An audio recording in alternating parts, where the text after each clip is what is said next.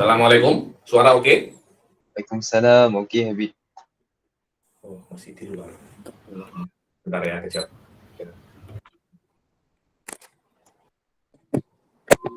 Assalamualaikum, macam mana? Waalaikumsalam. Suara jelas. Waalaikumsalam warahmatullahi wabarakatuh. Suara oke? Oke Habib. Jelas Habib. Masya Allah, Ustaz Sufi kah itu? Ya Habib, ya. Insyaallah. Ada mana Melaka oke kah? Oke Habib, alhamdulillah. Baik. Pulau Besar oke? Oke. Asam Pedas oke? Oke Habib. Bila mau ke Melaka lagi Habib, insyaallah. Bismillah, kita mulai Ustaz. Ammar, mana Ustaz Ammar? Ustaz Ammar apa Azri itu? Azri. Azri, oke. Kita mulai. Boleh Habib, teruskan. Bismillahirrahmanirrahim. Assalamualaikum warahmatullahi ta'ala wabarakatuh. Alhamdulillah. Alhamdulillahirabbil alamin. Wassalatu wassalam ala sayyidil mursalin wa ala alihi wa sahbihi wa man tabi'ahum bi ihsanin ila yaumiddin. Nawaitu ta'aluma wa ta'lim wa nafa wal intifa wal ifadah wal istifadah. Wal hatha ala tamassuki bi kitabillahi ta'ala wa sunnati rasulihi wa du'a ilal huda. Wa dalalata alal khairi wa bigha'a mardatihi wa qurbihi wa thawabihi subhanahu wa ta'ala. Allahumma faqihna fid din wa alimna ta'wil. Rabbi shrah li sadri wa yassir li amri wahlul 'uqdatam min lisani yafqahu qawli waj'al li waziran min ahli. Bismillahirrahmanirrahim. Alhamdulillah kita jumpa lagi di kelas kedua daripada kitab Qawaid Asasiyah fi Ushul Fiqh. Pertemuan yang lalu saya sudah menjelaskan pasal ya. Sirah Dzatiyah, biografi daripada Sayyid Muhammad. Kemudian sikit tentang Thariqah Ushul Fiqh, ada Thariqatul Mutakalimin, ada Thariqatul Fuqaha, dan Thariqatul Jama' Bainat Thariqatain, kemudian kitab-kitab daripada keduanya. Pada kesempatan kali ini kita akan mulai masuk kitab. Saya akan membaca. Saya tidak akan terjemahkan per kata, tapi akan saya terjemahkan macam satu paragraf mungkin. Saya terjemahkan secara secara umum. Maknanya saya tidak akan altazim dengan lafadznya, tapi maknanya sama. Saya punya translate sama dengan apa yang ada di dalam kitab, mungkin tidak akan kata per kata. Kalaupun jika ada student pelajar yang tidak bisa bahasa Arab dan merasa susah tentang translate kata per kata, boleh tengok di kamus. Kalau memang masih tidak paham, boleh tanya di grup Telegram. Karena kalau saya terjemahkan satu per satu, waktunya tidak akan cukup. Akan terlampau lama. Dan akhirnya nanti kelas ini akan menjadi kelas translate, bukan kelas usul fikih, dan akan menjadi kelas nahwu dan sorof, menjadi i'rab. Saya tak ingin kelas usul fikih berubah menjadi itu. Saya akan baca saja, kemudian maknanya apa saya akan jelaskan dengan bahasa Indonesia mix Melayu ya, agar semuanya boleh paham. Wallahu a'lam. Saya kira semacam itu lebih afdol daripada saya terjemahkan kata per kata yang membuat kelas ini akan berubah kelas menjadi kelas lain, kelas usul fikih. Bismillah. Jika ada yang tidak paham, nanti akhir kelas boleh tanya insyaallah. Bismillahirrahmanirrahim. Kita baca daripada muqaddimah ya. Saya pakai nuskhoh ini karena nuskhoh yang saya diberi oleh kawan saya. Kalau lainnya ada yang punya nuskhoh yang lain, silahkan, tidak ada masalah. Saya tidak saya semua nuskhoh saya oke aja. Cuma saya tak suka cetakan Darul Kutub Ilmiah, saya tak suka. Karena terlampau banyak salahnya. Biasanya terlampau banyak salah cetakan Darul Kutub Ilmiah, karena itu saya tak saya tak pakai kitab itu ya, nuskhoh itu. Bismillahirrahmanirrahim. Muqaddimatun, kita akan baca muqaddimahnya Sayyid Muhammad dahulu, baru kita masuk mabahasnya. Alhamdulillahilladzi khalaqal alama min ghairi iktibas. Iktibas maknanya mencontoh. Maha suci segala puji bagi Allah yang menciptakan alam semesta ini tanpa mencontoh alam semesta yang lain. Maknanya dulu tidak ada, kemudian Allah menciptakannya.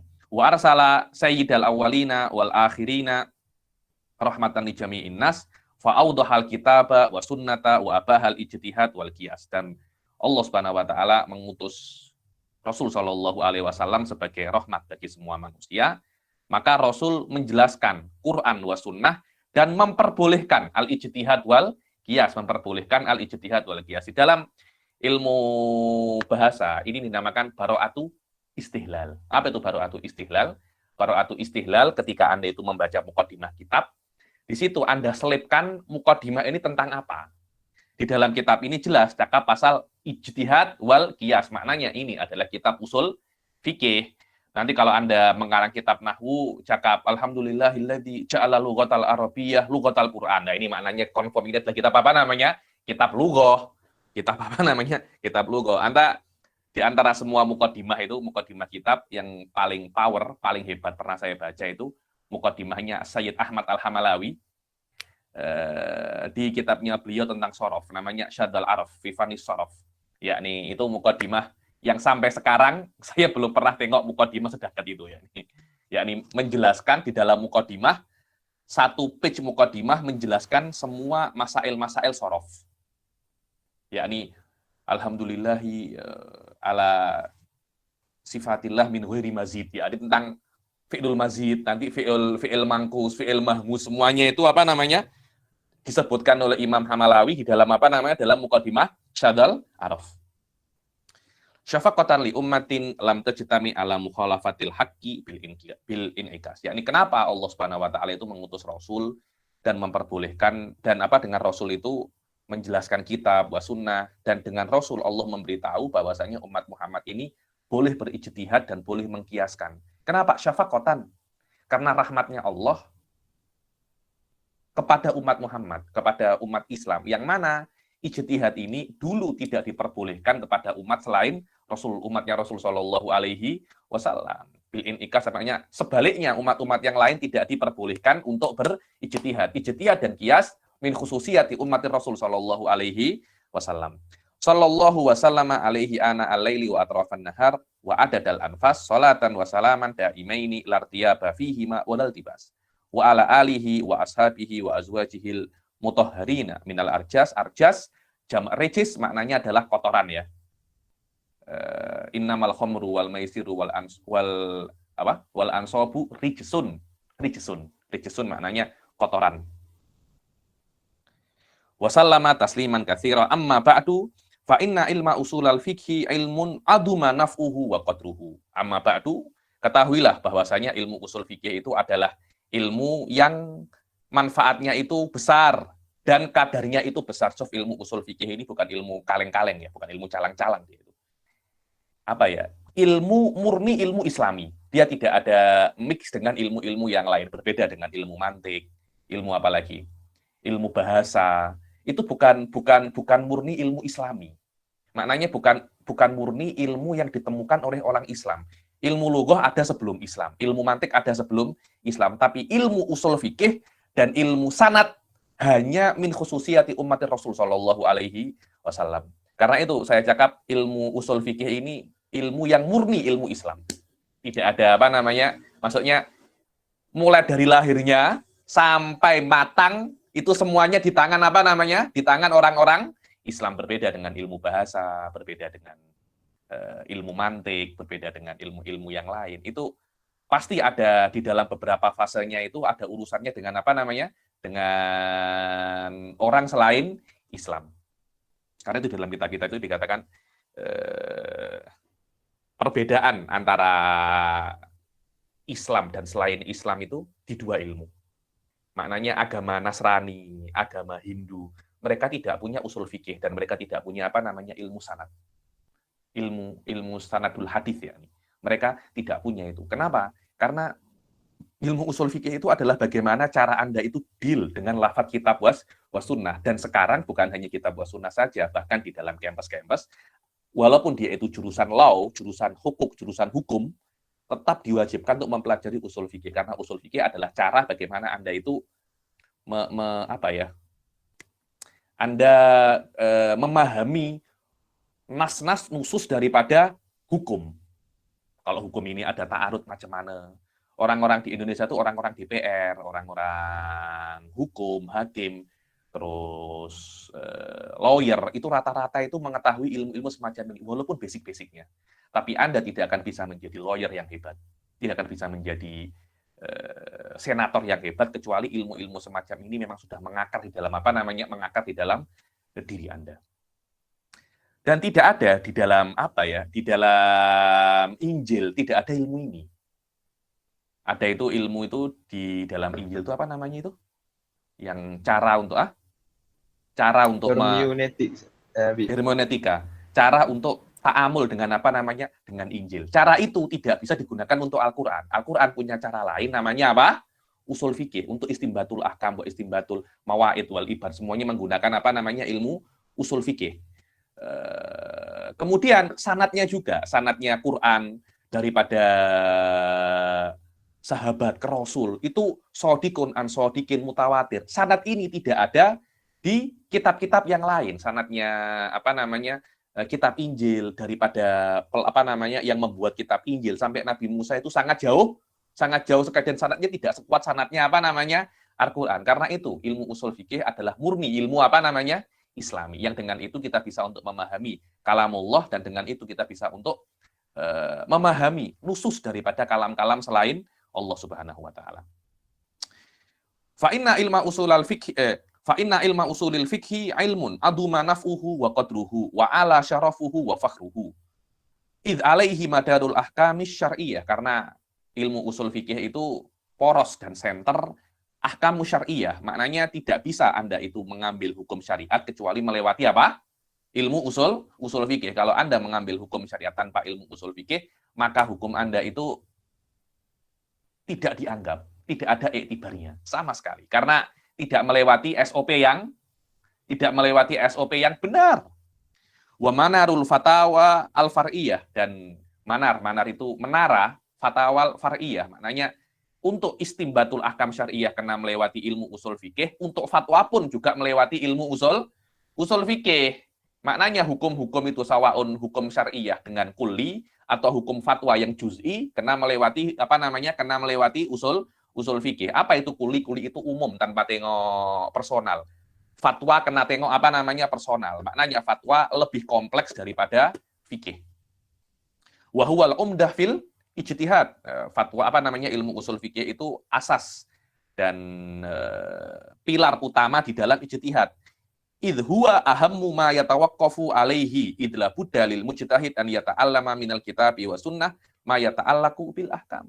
Kenapa kok ilmu usul fikih itu poros daripada ijtihad? Karena mujtahid kena belajar perkara-perkara yang berkaitan dengan kitab wa sunnah. Kalau memang ada daripada student yang ingin menjadi mujtahid mutlak, Sasufi ingin menjadi mujtahid mutlak, tak ada masalah, silahkan.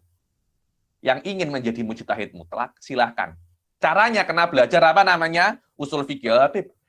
Bab ijtihad sudah ditutup, katanya Imam Ibnu Shalah, sudah tidak mungkin orang itu menjadi mujtahid mutlak. Kenapa? Karena terlampau tinggi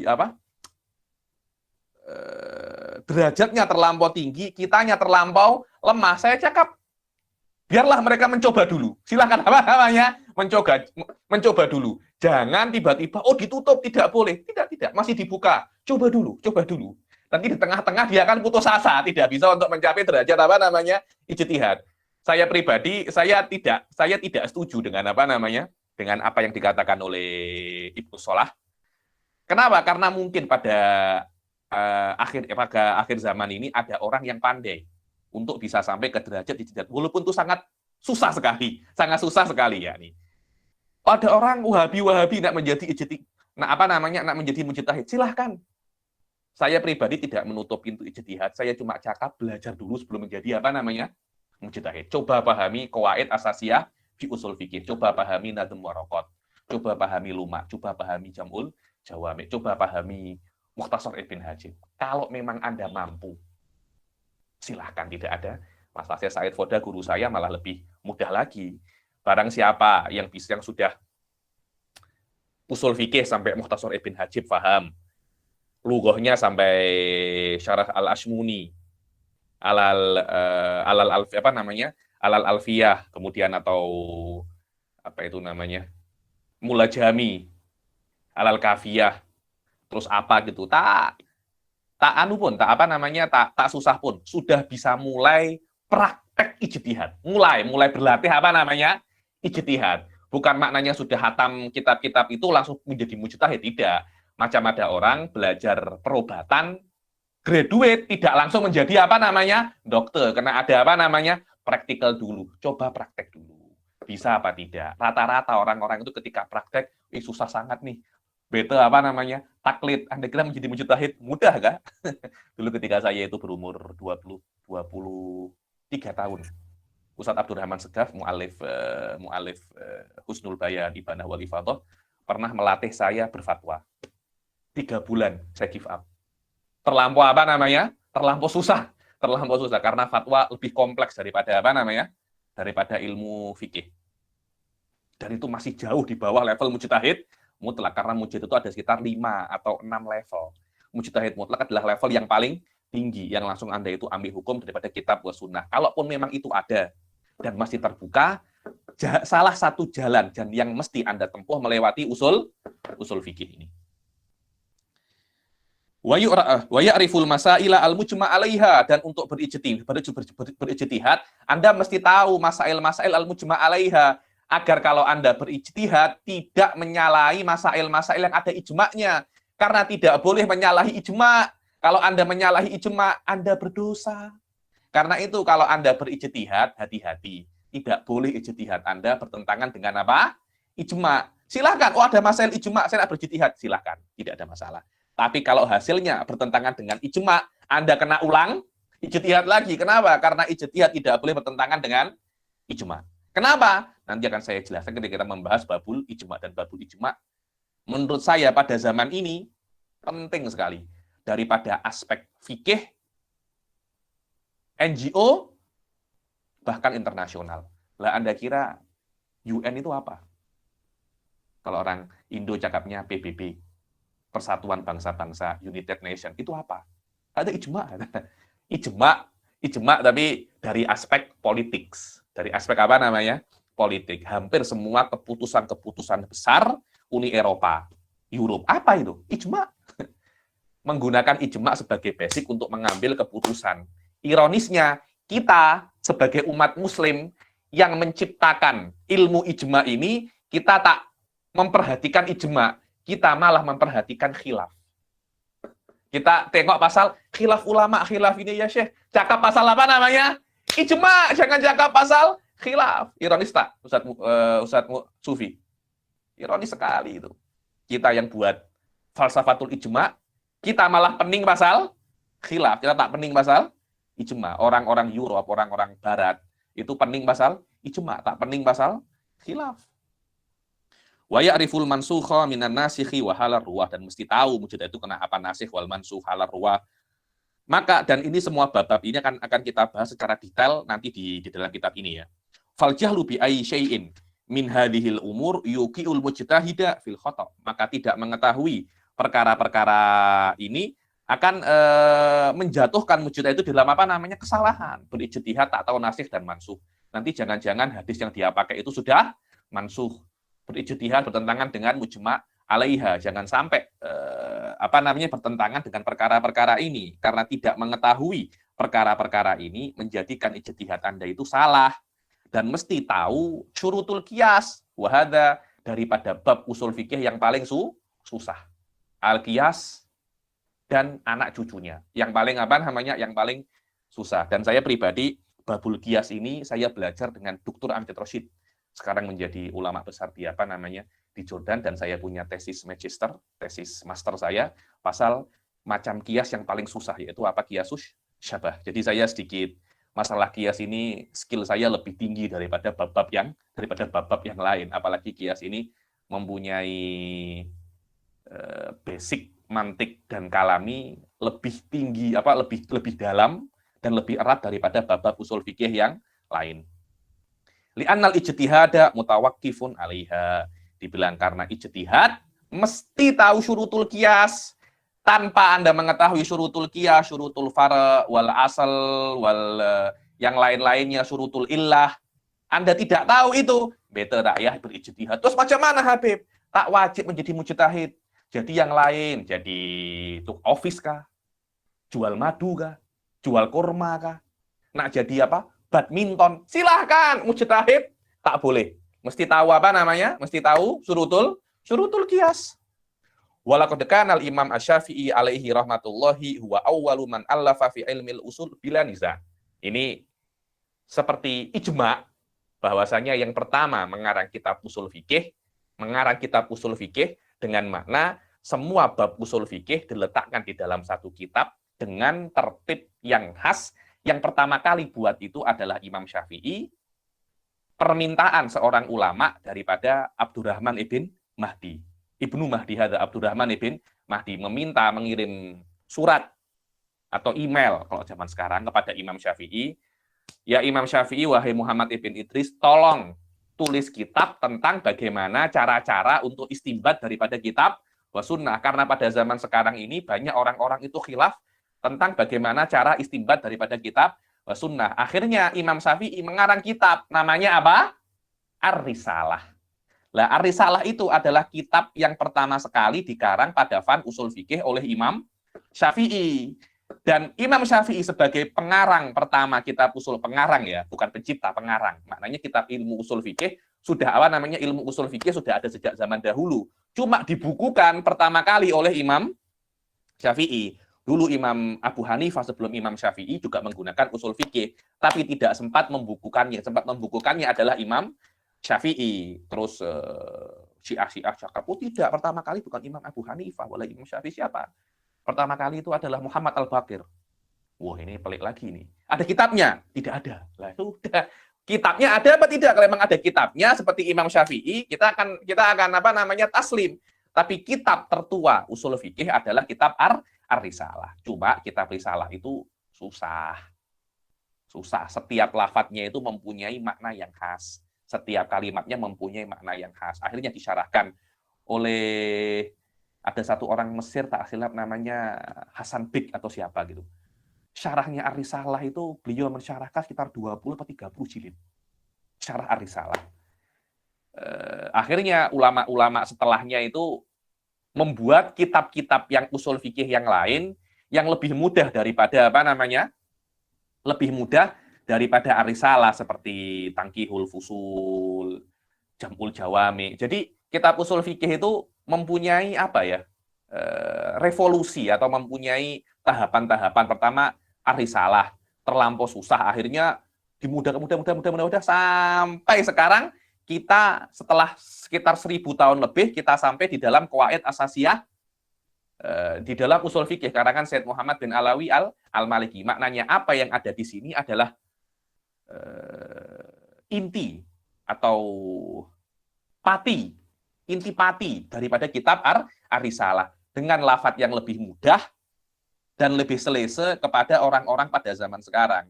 Karena itu, saya itu pelik kalau ada pensyarah atau ustadz atau guru atau kiai mengajar kitab Risalah. Saya pelik.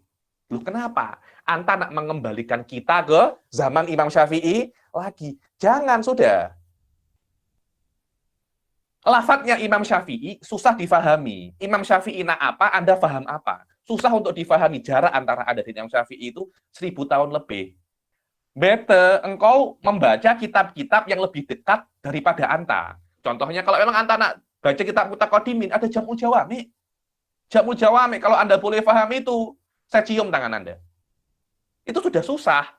Kenapa Anda nak kembali ke kitabnya Imam Syafi'i? Yang di Jam'ul Jawami tidak berbeda dengan apa yang ada di dalam Imam Syafi'i. Imam Tajuddin As-Subuki menulis kitabnya itu melewati daripada fahamnya beliau, daripada kitab-kitab usul fikih yang lain. Beliau ringkas menjadi kitab Jam'ul Jawami. Kita tak percaya dengan Tajuddin As-Subuki, kita langsung kembali kemana ke kitab Ar-Risalah. Lu tidak apa-apa. Tapi confirm Anda itu akan salah paham. Kalau sudah salah paham, nak dibenarkan itu susah. Itu paling beberapa pensyarah di UIA, di Jordan dulu, mengajar kitab Ar-Risalah. Kenapa saya cakap? Macam ulama-ulama dahulu tidak Anda itu ketika mengajar Ar-Risalah, membaca Ar-Risalah, macam menafikan juhud-juhud ulama-ulama terdahulu yang sudah memudahkan Ar-Risalah ini. Wallahu a'lam. Kata fihi kitabahu Ar-Risalah allati arsalaha ila Ibni Mahdi fi Khurasan, yang menulis kitab Ar-Risalah kemudian dikirim kepada Abdurrahman ibn Mahdi di Khurasan. Yang sebelum dikirim, Abdurrahman ibn Mahdi kirim surat dulu kepada Imam Syafi'i, minta tolong tulis kitab pasal Istinbatul ahkam. Dijawab oleh Imam Syafi'i tentang apa? Kitabur Risalah ini. Wa huwa a'li Syafi'i fi Misra. Imam Syafi'i di Mesir, Imam Syafi'i mempunyai 2 fase ya. Di dalam mazhabnya beliau namanya Mazhabul Qadim, ketika beliau di mana namanya? Di Baghdad. Kemudian beliau hijrah ke Mesir mengarang Mazhabul Jadid. Beliau mengarang mazhab Jadid selama 4 tahun. Sekarang saya beri Ustadz Sufi 40 tahun, coba buat mazhab. Tak ada. Yang ada antara buat mazhab bagaimana cara buat asam pedas yang sedap. Das. Tapi mazhab kaifiyatul istimbatul ahkam, mazhab Syafi'i bukan maknanya masail furu'iyah ya, bukan ya. Mazhab maknanya kaifiyatu istimbatil ahkam. Maknanya metodologi istimbatul ahkamnya Syafi'i tak macam metodologi istimbatulnya Imam Malik, tak macam Imam Abu Hanifah, tak macam Imam Ahmad bin Hambal. 4 imam ini mempunyai metodologi istimbatul ahkam berbeza-beza. Metodologi istimbatul ahkam tak banyak. Masail usul fikih tak banyak, paling cuma 15.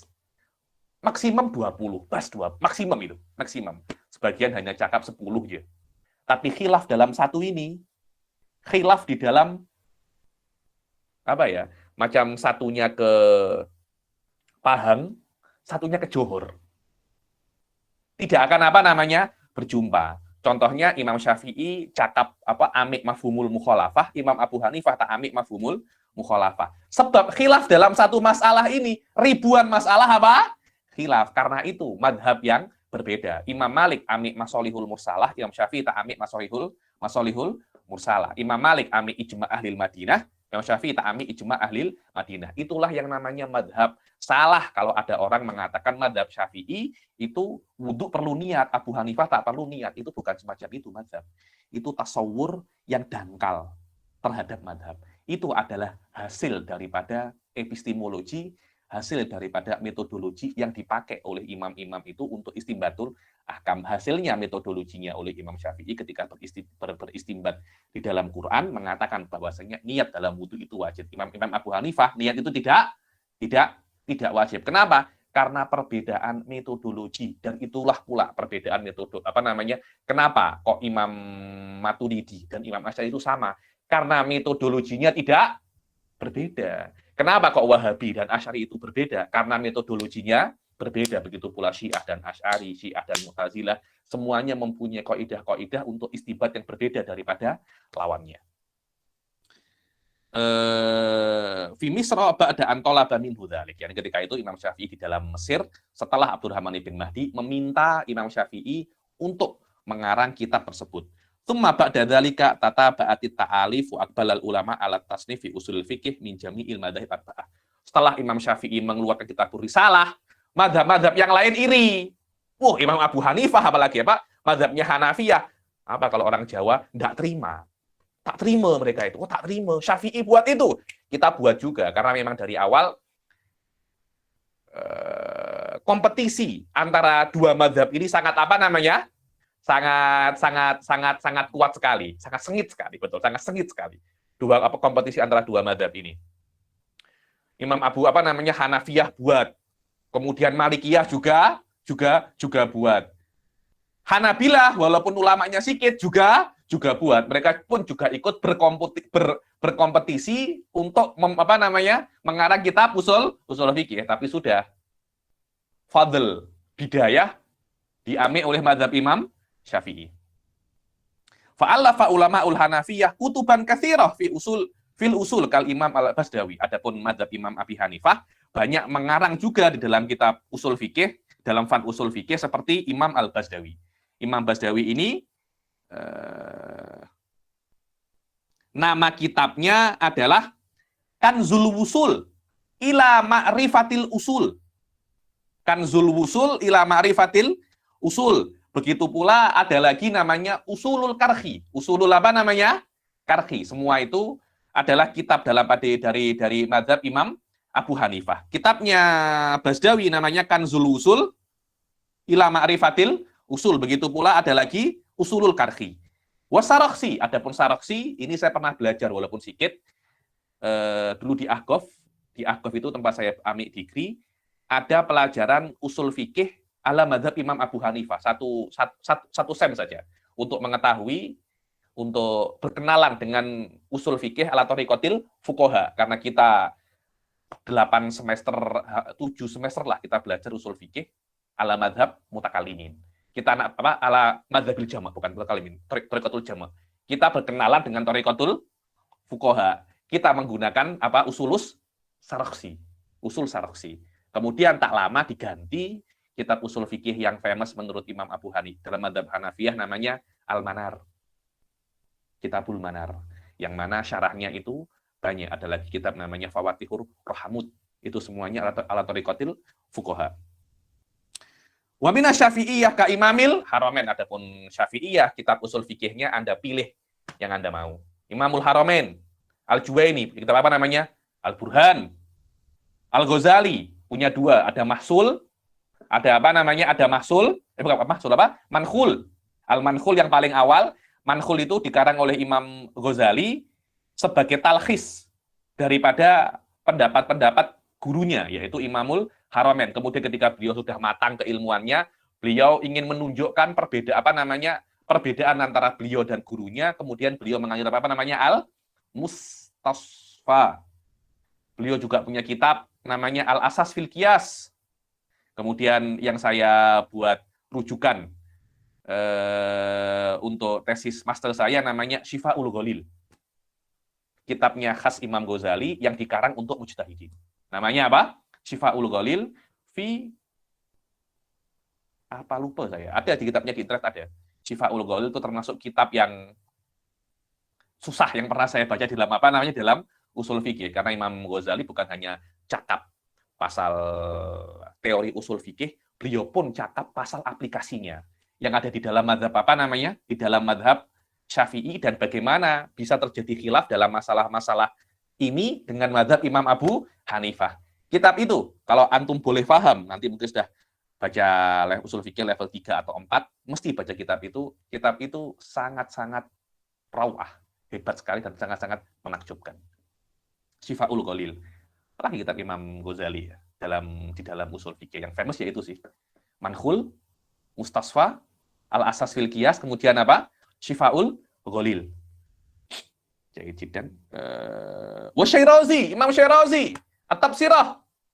Dan apa yang sudah pernah saya buat daurah, kamil apa? Al-Luma'. Al-Luma' adalah ikhtisar dari kitab apa namanya? At-Tafsirah. At-Tafsirah ditahqiq oleh Dr. Hasan Hitu.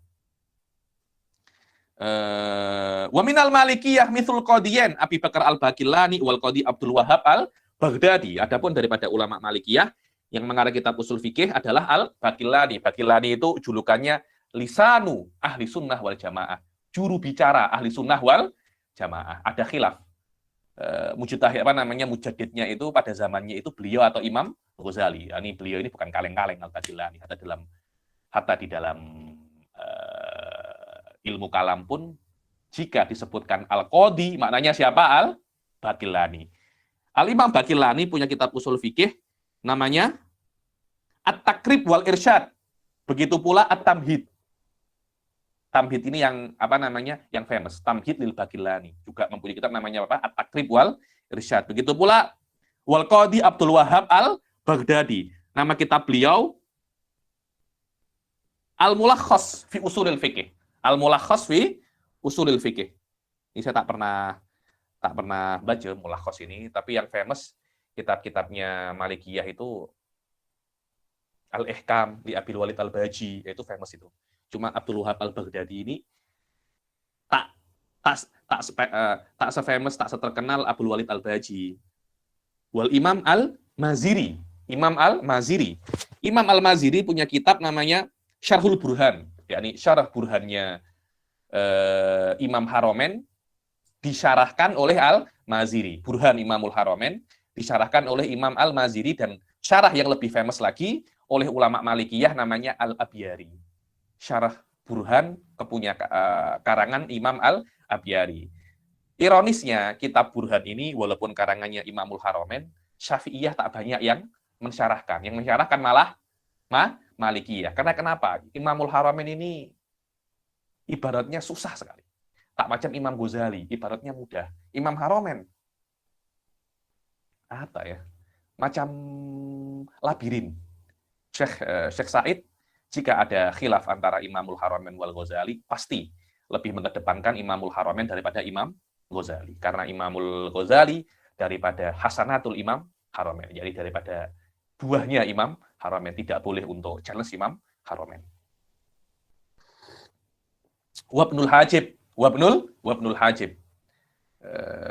Wabnul Hajib mempunyai kitab ma'ruf, yakni Mukhtasar Ibn Hajib. Wahadal kitab menurut saya sebagai kitab muntah di dalam ilmu usul fikih. Syarah Mukhtasar Ibnul Hajib. Ada Muntahasuli wal Amal. Fi ilmil usuli wal jadal yang yang dihasyiai oleh Sayyid Sa'ad. Dulu saya pernah belajar kitab ini dengan wakil mufti Jordan. Tapi hanya beberapa kali saja, beliau busy terlampau banyak meeting.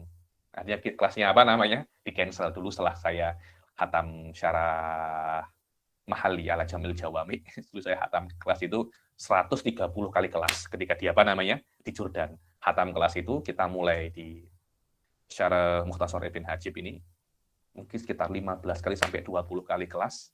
Beliau busy. Meeting sampai saya pulang sampai saya pulang. Dan daripada Hanabilah yang mengarang kitab usul fikih adalah Qadhi Abi Ya'la. Qadhi Abi Ya'la ini Syekh Said tak terlampau suka dengan orang ini karena beliau itu mujassim. Pertama kali yang mujassim ya ini Qadhi Abi Ya'la Al-Hambali, walaupun tajsimnya tidak seteruk Ibnu Taimiyah. Abi Ya'la Al-Hambali, Qadhi Abi Ya'la Al-Hambali mengarang kitab usul fikih namanya Al-Uddah fi Usulil Fikih. Dan kitab ini termasuk kitab yang paling awal dalam mazhab Hambali di dalam usul fikih.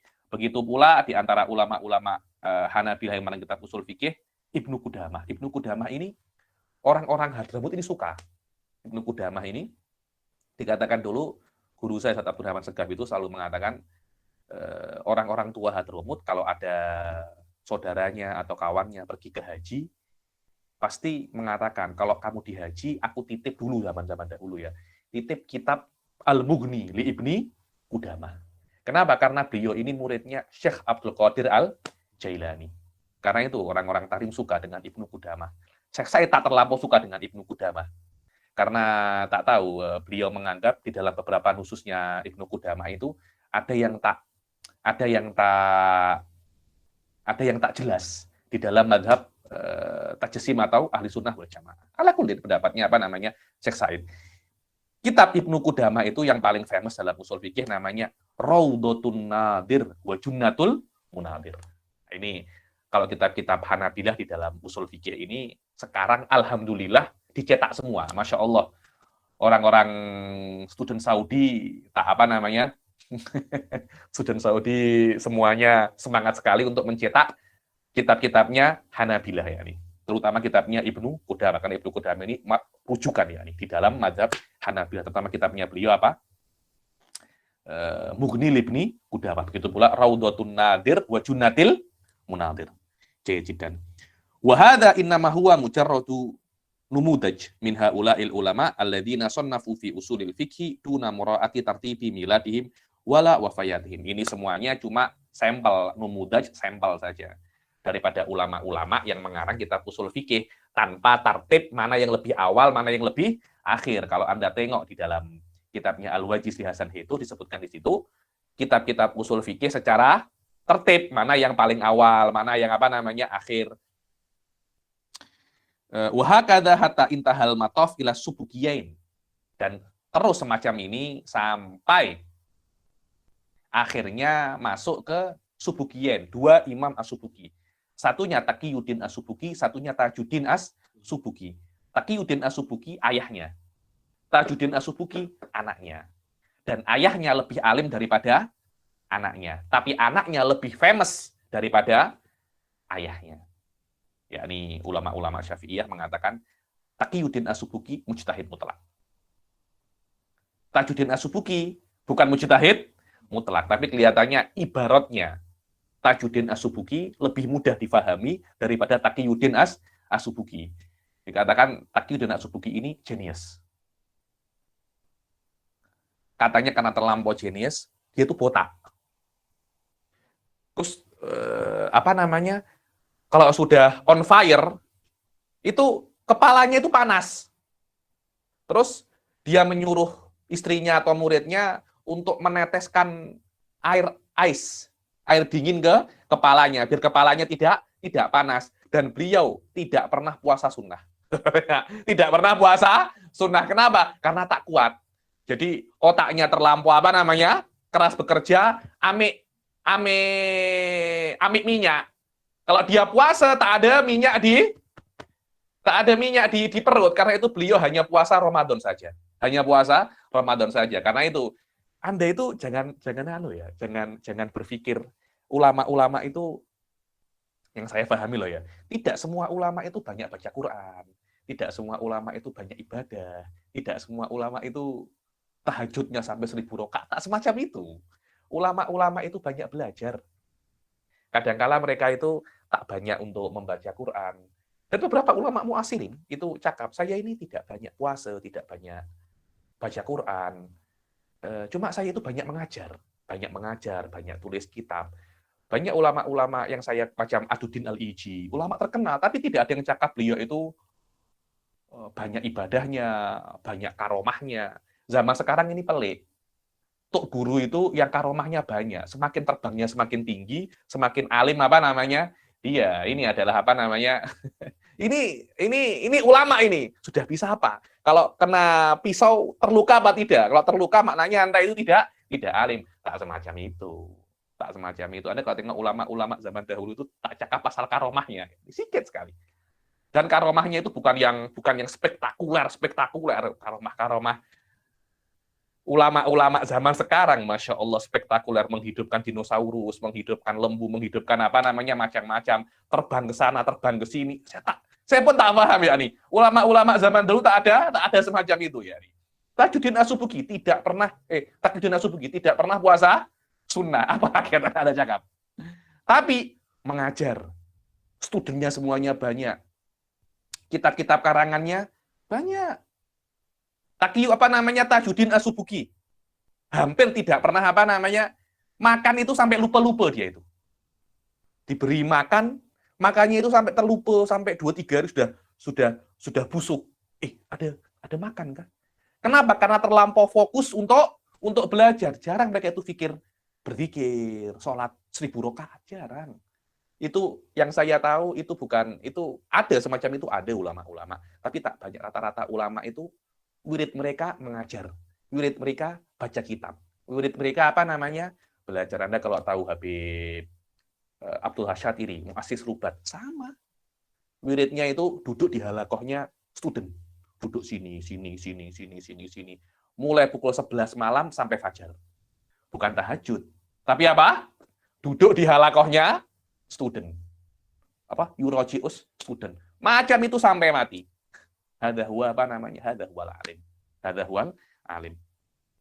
Wabnuhu Tajuddin As-Subki, fakataba Tajuddin kitabahu Jam'al Jawami. Maka Tajuddin As-Subki menulis kitabnya beliau Jam'ul Jawami al-Ma'ruf ya nih. Yang menyebutkan di dalam mukadimahnya itu bahwasanya beliau menulis Jam'ul Jawami itu setelah membaca kira-kira min zahai mi'ati kitabin. Kira-kira lebih daripada 100 kitab. Maknanya Jam'ul Jawami adalah pati daripada 100 kitab yang beliau baca dalam kitab Ushul Fikih. 100 kitab. Ustaz Sufi pernah baca berapa biji kitab? Mungkin ini kitab pertama di dalam Ushul Fikih. Jadi kita tak terlampau confident dengan ulama itu. Kita tidak sampai sebutir debunya mereka. Min zahai mi'ati kitabin. Kitab Jam'ul Jawami adalah pati daripada kira-kira 100 kitab usul fikih. Saya disuruh menyebutkan 100, saya tak mampu. 20 oke, 100 saya tak mampu. Untuk menyebutkan saja, beliau semua sudah baca. Saya macam mana mampu ya saja gitu ya. Sekarang ini saya tengok Syekh Said Foda. Hampir semua kitab yang baru saya tengok tajuknya. Ada tajuk baru dalam falsafat, ada tajuk baru. Syekh Said Foda sudah baca dan sudah buat taklik. Haula wala. Beza antara kita sama ulama itu beza. Kita ini ulama darurat. Ulama darurat. Kita ini bukan ulama. Ya nih, karena tak ada ulama, debu pun juga jadi jadi ulama. Debu mutanajis pula kita ini. Debu yang mutanajis pula. La haula wala quwata illa billah. Wa aqbala alaihil ulama min ba'dihi fakathurat alaihi syuruh wal hawashi wat ta'liqat. Wala siyama syarhal mahalli lahu, yakni kitab Jam'ul Jawami itu banyak hawashinya, syuruhnya, ta'liqatnya, terutama syarah yang paling famous adalah Syarhul Mahali. Alhamdulillah saya punya sanad ke Syarhul Mahali ini kepada guru-guru saya, ala thariqatu Syekh Said Fodayani. Dan saya menghatamkan kitab Syarhul Mahali ini di Jordan ketika itu 130 kali kelas dengan wakil mufti Urdun, Syekh Ahmad Al-Hasanan. Fa innal ulama'a i'tanu bihi fakatabu alaihi hawashi katsirah. Fakatabu alaihi hawashiya katsiratan mufidatan, yakni Syarhul Mahali itu macam di antara kalangan ulama itu disukai, kemudian banyak tulis hawashi, terutama yang paling famous adalah hawashi Al-Bunani dan hawashi Al-Attor. Dan di bawahnya ada taklikot yang penting sekali, namanya taklikot Abdurrahman Asy-Syirbini Al-Misri. Abdurrahman Asy-Syirbini. Abdurrahman Asy-Syirbini ini dulu pernah jumpa Al-Afghani, Jamaluddin Al-Afghani, karena Al-Afghani ini orang suka falsafat, datang di halakohnya Asy-Syirbini, kemudian tanya pasal falsafat. Dia kira Asy-Syirbini ini tidak paham falsafat. Faham, dijawab dan diusir daripada halakohnya. Siapa namanya? Jamaluddin Al-Afghani. Ada dua Syirbini ya, ada Khatib Asy-Syirbini, pengarang Mughnil Muhtaj, ada lagi Abdurrahman Asy-Syirbini, mu'allik ala Jam'il Jawami ini. Mana? Wa ta'alik nafi'ah faminhum man yantasiru wa yudafi anhu. Ada yang tolong, ada yang membela. Kalau ada syarah yang menyalahkan, dibela. Wa minhum man yukmil mana qasa minhu. Ada yang Jam'ul Jawami tak sebutkan ini, saya akan sebutkan. Wa minal ulama man nadhamahu kal Imam As-Suyuti. Dan ada yang menadhamkan Jam'ul Jawami seperti Imam Suyuti, dan nadhamnya di dalam Bahrul Rojas, yakni ada Bahrul Himar, mustafilan selama 6 kali. Namanya Al-Kauqabus Sate. Walam yazalil ulama ya'nauna bi Jam'il Jawami wa syuruhihi ilal aqdil awal min qarni tsalis asyar. Yani semuanya tetap baca Jam'ul Jawami sampai abad awal-awal, abad ke-13 Hijriah, sampai Allah mendatangkan seorang alim namanya Abdullah Ibnul Hajj Ibrahim Al-Alawi Asy-Syinkiti. Asy-Syinkiti dulu di Ahqaf, mempelajari kitabnya beliau dulu untuk master di Ahqaf. Faridu dahrihi Abdullah Ibnul Hajj Ibrahim Alawi Asy-Syinkiti. Fanadhamahu nadhman salisan. Dinadhamkan Jam'ul Jawami itu nadham yang salis. Salis itu mudah. Orang Malaysia pakai itu, selese. Dari sini salis ini. Selese. Salis ini maknanya mudah. Wadihan, mudah, jelas. Lam yatruk minhu illa ma'aniyal huruf haitsu innahu iltazama bitajannubi ma siwal usul. Dalam kitab itu beliau menadhamkan semua Jam'ul Jawami kecuali bab ma'anil huruf. Ada di Jam'ul Jawami ada bab ma'anil huruf, ma'ani fi, bi, man, lam, tidak dinadhamkan karena beliau menganggap itu bukan dari pembahasan usul fikih. Itu pembahasan ilmu nahwu, padahal bukan juga. Nanti bila-bila akan saya jelaskan kenapa itu masuk dalam pembahasan usul fikih. Faqala fil muqaddimah muntabidzan an maqsadi ma dzukira ladal fununi ghairahu muharrira, yakni saya hanya akan selain daripada berkaitan dengan usul fikih, aku akan tidak sebutkan di dalam nadham Maraqis Su'ud ini. Wa dhamir fi qaulihi ghairuhu lil usul, yakni ladal fununi ghairuhu ay ghairul usul muharrira, yakni saya akan melempar muntabid, intabada yantabidu, aku akan lempar, maksudnya tidak memasukkan selain usul ke dalam nadham ini. Ma'annahu zada alami fi Jam'il Jawami bi ziyadatin akhadaha min hawashil mahalli kal ayatil bayyinat lil abadi. Padahal Maraqis Su'ud ini, karangan Syinkiti ini tidak hanya menadhamkan Jam'ul Jawami, menambah di Jam'ul Jawami tambahan-tambahan yang tidak ada di Jam'ul Jawami, yang beliau ambil daripada hawashi Jam'ul Jawami karangan seorang alim besar, muridnya Ibn Hajar Al-Haytami, yaitu Ibn Qasim Al-Abbadi. Kitabnya beliau ada dicetak, namanya hawashi Al-Ayatul Bayyinat, termasuk hawashi-hawashi yang sangat penting di dalam kitab Jam'ul Jawami. wallahu alam, yang saya dengar Ibn Qasim al-Abadi ini sempat belajar dengan Mahalli. Dan cerita banyak ya tentang Ibn Qasim al-Abadi. Ibn Qasim al-Abadi ini muridnya Ibn Hajar. Dan sempat belajar juga dengan Romli. Jadi satu-satunya fuqaha yang pernah belajar dengan dua alim yang ambil ilmunya dua-duanya itu Ibn Hajar wal Romli, ya ini Ibn Qasim al-Abadi. Dikatakan beliau ini hitam, tapi alimnya masya Allah ya.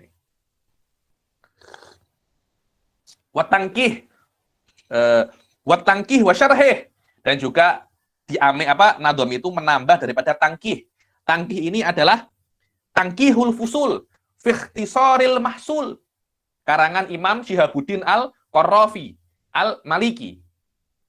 Qarafi adalah makam yang ada di Mesir, namanya makam Qarafah.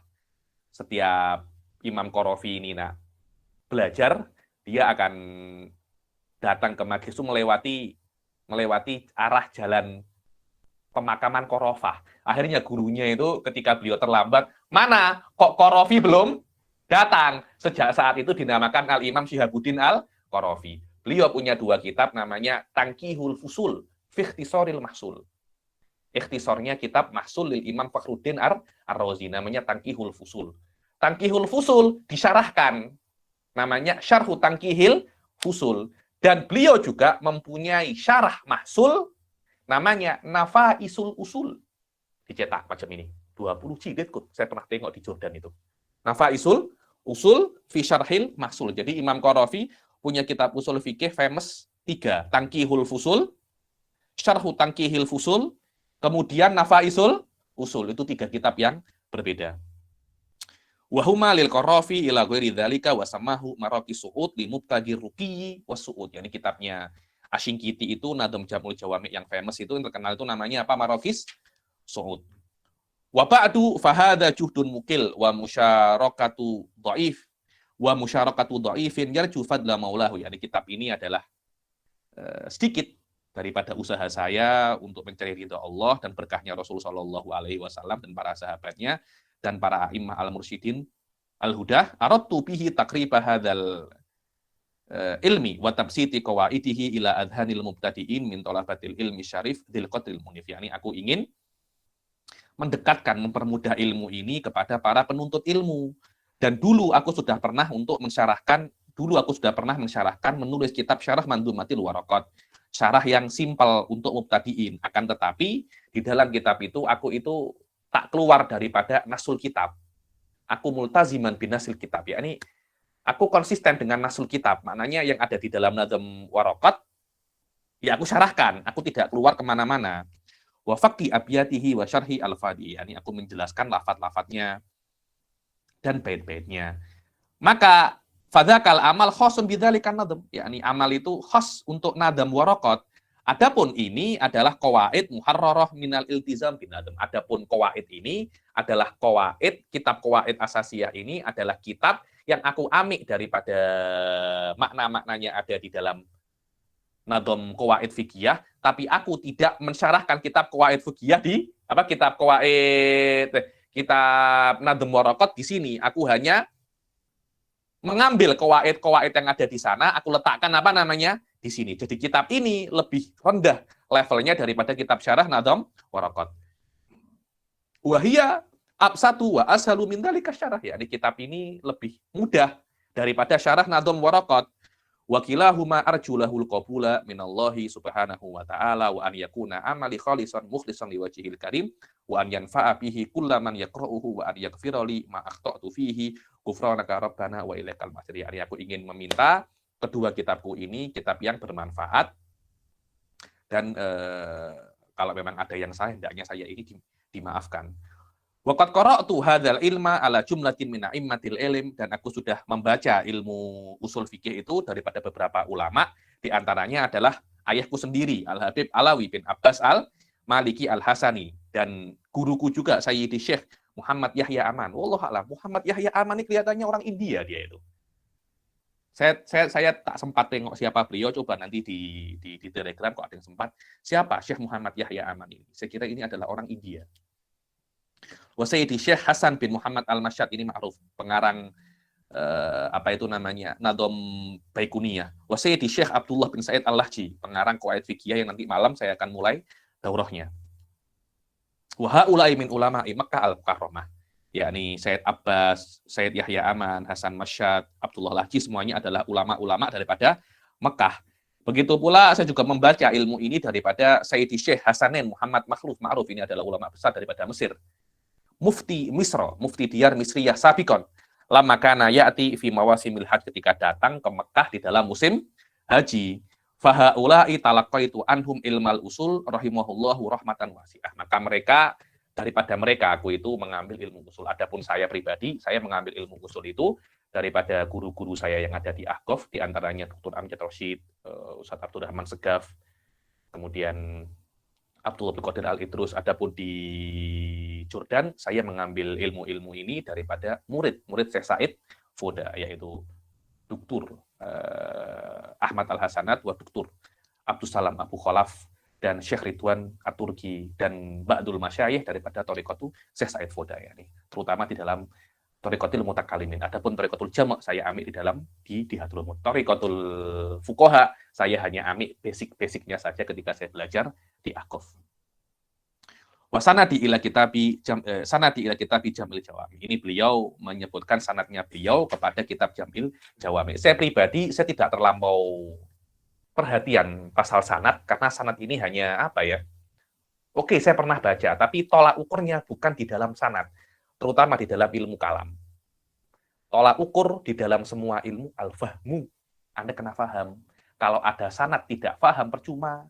Kalau Anda faham, walaupun tidak ada sanad, tidak ada masalah. Cuma kalau Anda sudah faham, plus ada sanad, nurun ala nurun. Jadi tolak ukurnya itu al-fahmu, walaysa sanad. Walaysa sanad. Sayyid Muhammad jama'a bainal fahmi wa sanad. Wa asanidi ilaihi katsirah, walakinni sa'aktasiru ala sanadi walidi rahimahullah. Yani sanadku membaca kitab Jamul Jawami itu banyak, cuma saya akan sebutkan sanadnya ayahku saja. Dan beliau Anis Sayyid Alawi bin Abbas Al-Maliki, yakni Sayyid Alawi bin Abbas Al-Maliki Al-Hasani, daripada ayahnya Sayyid Abbas bin Abdul Aziz Al-Maliki, dan daripada gurunya Syekh Sayyid Abi Bakar Syato, wa Syekh Muhammad Abid Al-Maliki Muftil Malikiyah, dan kedua-duanya daripada Imam Syekhul Islam Sayyid Ahmad Zaini Dahlan, wa ani Syekh Utsman bin Hasan Ad-Dimyati, wa ani Syekh Muhammad Asy-Shinwani, wa an Isa bin Ahmad Al-Barawi, wa an Muhammad Ad-Dafri, an Salim bin Abdullah Al-Basri, wa an walidihi Abdullah bin Salim Al-Basri, an Muhammad Ibnul Ala Al-Babili, wa an Syekh Ahmad bin Muhammad Al-Hunaimi, an Syamsi Muhammad bin Ahmad Ar-Ramli, Sahibul Nihayah, Muhammad bin Ahmad Ar-Ramli, Ramli Sohir, Sahibul Nihayah, ayahnya Ahmad Ar-Ramli, Sahibul Fatawa, ya. Wa an Syekhul Islam Zakaria Al-Ansadah, wa Syekhul Islam Zakaria Al-Ansari, ya, pengarang Ghayatil Usul. Wa anil Iz Ibn Rahim Ibnul Furat, wa anil Mu'allif Abi Nasr Abdul Wahab bin Ali bin Abdul Kafi, Abdul Wahab bin Ali bin Abdul Kafi As-Subuki, wa mu'allafatu walidihi Ali ibn Abdul Kafi As-Subuki yarwiha fi hadas sanad ilaihi. Yani sanadnya mu'allafatnya As-Subuki, beliau meriwayatkan daripada sanad ini, yani karena Sayyid Muhammad itu kan muhadits, ya. Jadi hal-hal semacam ini beliau ambil berat. Sanadi ila matan al-waraqat. Nah, kalau matan waraqat macam mana? Matan waraqat itu karangannya Imamul Haramain. Sanadmu mana? Ini sanadku, katanya Sayyid Muhammad. Wa bi sanadi sabiq ila Syekhul Islam, yakni sanad itu plus kemudian daripada Syekhul Islam Zakaria Al-Ansari, daripada an Abil Fatah Muhammad bin Abi Bakar Al-Maraghi, wa an Abil Faraj Abdurrahman bin Ahmad Al-Ghazi, an Ahmad bin Abdul Daim Al-Maqdisi, wa an Muhammad bin Ali Al-Harrani, an Abi Abdillah Muhammad bin Fadl Al-Farawi, anil muallif Imamil Haramain Abil Ma'ali Abdul Malik ibn Abi Muhammad Abdillah Al-Juwaini, wa sallallahu ala sayyidina Muhammadin wa ala alihi wa sahbihi wasallam. Jadi dengan ini salah sudah mukadimahnya Sayyid Muhammad. Insyaallah nanti kita akan baca tentang babu usul fikih. Sekarang silahkan jika ada yang bertanya.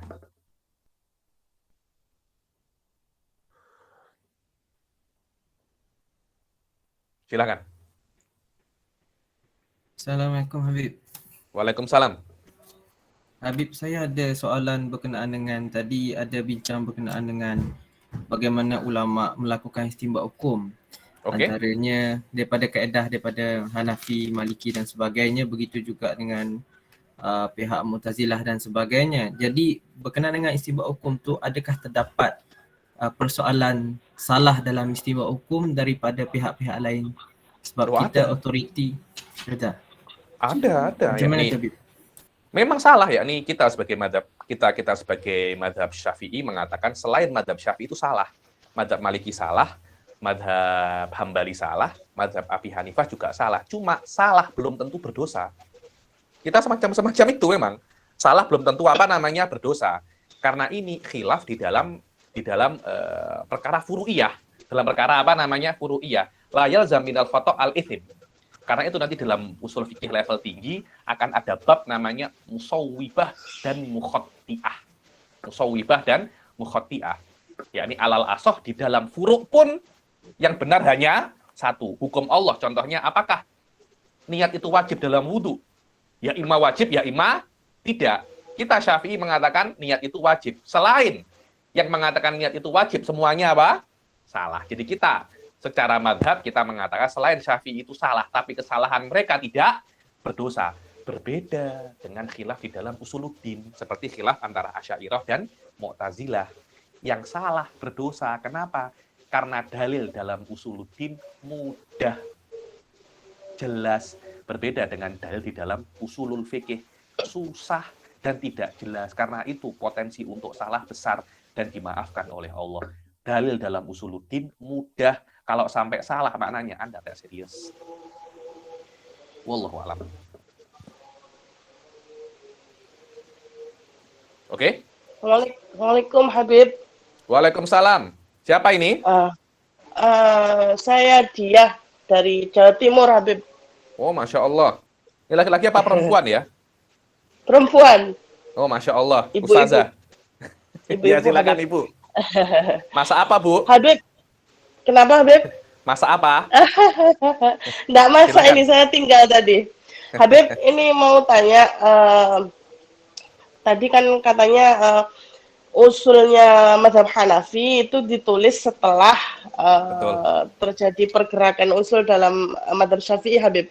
Betul. Nah, sedangkan kurun Imam Hanafi itu sebelum Imam Syafi'i. Sedone Habib nggih. Nggih, betul. Betul. Terus berarti kalau dalam Hanafi itu usulnya ditulis oleh ulamanya, bukan oleh mujtahidnya nggih. Memang disitulah masalahnya mazhab Hanafi. Jadi Nah, Imam Abu iya. Hanifah meninggal sebelum sempat membukukan bagaimana beliau beristimbat. Murid-muridnya iya. melihat itu akhirnya meraba-raba. Oh, ngoten nggih. Meraba-raba bagaimana beliau beristimbat daripada hasil istimbatnya. Oh, Daripada berarti kitab-kitabnya bukan dan hasil iya. istimbatnya. Nggih? bukan pandangan langsung dari Imam Abu Hanifah ya Habib, Oh. dari hasil Bukan pandangan olah langsung ini. dengan makna bukan tulisan beliau langsung, iya. Ya, bukan Tapi panjenengan mesti mengerti bahwasanya orang yang paling tahu gurunya adalah muridnya. Iya. Jadi muridnya itu yang sudah lama dengan Abu Hanifah, macam Abu Yusuf, macam Muhammad Ibnul Hasan. Beliau yang paling mengerti tentang Abu Hanifah dan beliau menulis kitab-kitab usul. Maknanya sistem apa yang dipakai oleh Imam Abu Hanifah ketika beristimbat di dalam kitab wa sunnah. Dari situ beliau mengatakan ini adalah usul Imam Abi Hanifah, karena tidak mungkin Imam Abi Hanifah beristimbat ngawur. Pasti istimbatnya menggunakan sistem. Lah, sistem itu tidak sempat ditulis oleh Imam Abu Hanifah ketika beliau masih hidup. Yang menulis sistem itu adalah murid-muridnya beliau. Wallahu a'lam. Nggih. Nggih, matur nuwun Habib. Sami-sami, Bu. Nggih. Siapa lagi yang mau tanya? Habib, ada beberapa soalan daripada mesej. Saya bacakan. Oke. Yang pertama, saya Syith Ahmad, asal Indonesia, mau tanya apa tak masalah. Asal mana? Asal Indonesia. Masya Allah. Ayo. Dia nak tanya, mau tanya apa tak masalah ketika kitab usul fiqh yang bermazhab Syafi'i misalnya lalu disyarah oleh ulama mazhab Maliki. Lalu apakah setiap usul fiqh itu berbeza hanya daripada mazhab Hanafi dan mazhab Syafi'i saja atau setiap 4 mazhab itu juga berbeza-beza usul fikihnya dari segi thariqah dan lain-lain? Rata-rata pertama apakah bermasalah? Tidak bermasalah karena memang antara mazhab Maliki dan mazhab Syafi'i tidak berbeda banyak di dalam usul fikih. Beberapa saja ya. Ini masalah contohnya ijma ahli Madinah, mu'tabar indah Syafi'iyah, tidak mu'tabar indal Malikiyah. Karena permasalahan usul fikih ini permasalahan menurut saya lebih ke akliyah ya daripada ke syariah. Karena itu nanti bila-bila akan saya jelaskan pandangan Syekh Said Foda tentang apa itu ilmu usul fikih. Saya kira lebih ke masalah akliyah, tidak mesti syariah saja karena itu khilaf antara Syafi'iyah, Malikiyah dan Hanabilah itu dalam usul fikih tidak terlampau banyak. Tidak terlampau banyak. Sebab itulah tidak ada masalah Syafi'iyah menyarahkan usul fikih Maliki, begitu pula sebaliknya. Dan ini terjadi banyak. Banyak. Berbeda dengan Hanafiyah dan Syafi'iyah itu bedanya sedikit banyak karena itu jarang Anda melihat Hanafiyah menyarahkan usul fikih Syafi'i mati. Kenapa? Oke. Tidak bisa mensyarahkan usul fikih Hanafiyah ya karena berbeda manhajnya walaupun ada seperti Said Wasa'at Hasyiyah ala Sodru Syariah atau tidak ada masalah.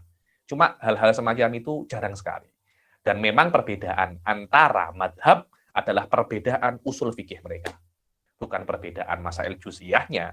Karena satu daripada, kan usul fikih ini pasal dalil ya. Perbedaan satu dalil saja, ribuan masalah akan berbeda. Dan setiap dalil mempunyai koneksi dengan dalil-dalil yang lain. Wallahu a'lam. Ininya kok. Soalan yang kedua, Habib. Apakah dengan memahami kitab-kitab usul fiqh kontemporari seperti Syekh Abu Zahroh, Syekh Hasan Hito, Dr. Abdul Wahab, Khalaf dan sebagainya sudah cukup? Atau masih harus belajar dan memahami kitab-kitab usul fiqh ulama klasik?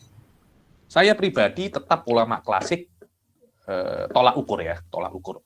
Jadi kalau memang Anda ahli dalam usul fikih, untuk berijtihad tidak cukup Muhammad Abu Zahroh ataupun Abdul Wahab Khalaf ataupun Hasan Hito. Tak cukup itu. Mesti Anda belajar Mukhtasar Ibn Hajib atau di hal-hal semacamnya kitab-kitab klasik mesti Anda pelajari kalau memang nak menjadi ahli di dalam usul fikih. Cuma kitab-kitab kontemporer ini membantu Anda untuk sampai ke kitab-kitab klasik. Wallahu a'lam. Tolak ukur tetap dalam kitab-kitab turas, bukan dalam kitab-kitab mu'asirin. Sudah?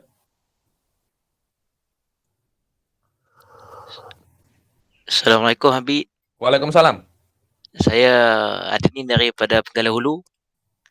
Minta Habib terangkan semula mazhab itu ialah metodologi istinbat ahkam. Macam mana untuk faham ni Habib? Yakni macam mafhumul mukhalafah. Itu adalah metodologi untuk istinbatul ahkam. Mafhum mukhalafah adalah bagaimana cara Anda mengambil hukum. Lah, cara itu tidak dipakai oleh mazhab Imam Abu Hanifah. Jadi kalau ada hukum, contohnya saya beri contoh. Saya cakap kepada Anda. Siapa nama Anda? Adnin. Kalau ada orang Melaka datang, kasih uang. Atau kalau ada orang alim datang, kasih uang. Kemudian datanglah Ustadz Sufi orang alim, kasih uang. Datang Ustadz Azri, tidak alim. Anda nak kasih uang apa tidak? Tidak. Kenapa?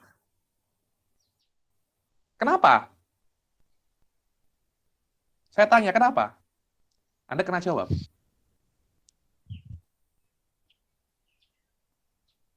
Kenapa Ustadz Azri datang tidak alim? Kenapa kok tidak Anda beri uang? Apakah saya mengatakan jangan beri yang tidak alim? Saya kan hanya cakap, kalau orang alim beri uang. Saya tidak cakap, kalau yang tidak alim jangan beri uang. Itulah yang namanya mafhumul mukhalafah. Itulah namanya mafhumul mukhalafah. Maknanya kalau dia tidak alim, jangan Anda beri uang. Tak yah, rujuk saya. Perkataan saya, kalau ada orang alim datang, beri uang. sudah menandakan kalau yang tidak alim datang jangan beri uang. Mazhab Imam Abu Hanifah tidak. Yang tidak alim kita kena rujuk lagi. Karena Habib tak cakap apa-apa pasal ini. Habib banyak cakap kalau alim beri uang. Khilaf dalam sini saja itu ribuan masalah, Ustaz. Itu ribuan apa namanya? Masa itu namanya metodologi di dalam apa?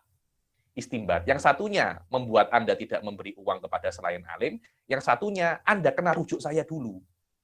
Itu namanya mafhumul mukhalafah. Dan khilaf pasal ini furuk yang hasil daripada khilaf masalah ini ribuan.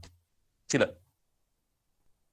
Dan itu hanya satu ya, Imam Abu Hanifah itu punya khilaf sedikit banyak dalam madhab dalam usul fikih dengan madhab Imam Syafi'i, karena dua madhab ini kompetisinya sedikit sengit. Ayo, silakan. Habib, ada soalan lagi daripada mesej. Soalannya, dari 4 mazhab perbezaannya ada pelbagai masalah usul fikih. Namun sekarang penerapannya terkadang dicampur. Bagaimana, Habib? Ya itu sudah. Itu peliknya di situ, penerapannya apa?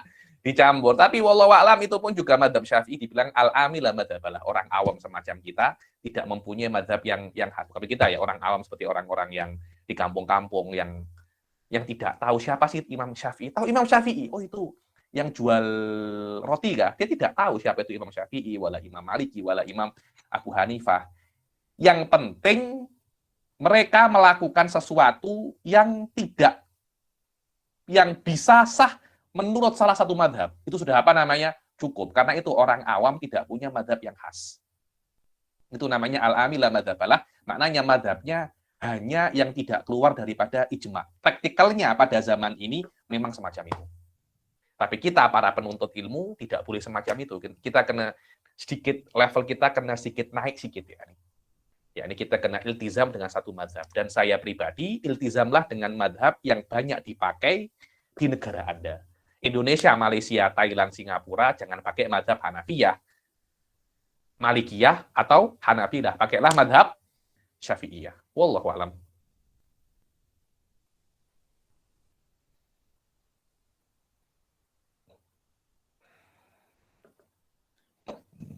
Apalagi sudah? Saya kira tak ada dah, Habib. Sudah tak ada? Jadi mumtaz. Terima kasih, insya Allah kita jumpa pada minggu yang akan datang. Maaf tadi kelasnya terlambat karena ada urusan, adminnya ada urusan. Insya Allah kelas-kelas selanjutnya akan tetap pada pukul 4. Jika ada perubahan kelas atau apa, kita akan maklumkan di Telegram insya Allah. Saya akhiri sampai sini dahulu. Wabillahi taufiq wal hidayah wa ridha wal inayah. Assalamualaikum warahmatullahi taala wabarakatuh. Waalaikumsalam warahmatullahi wabarakatuh.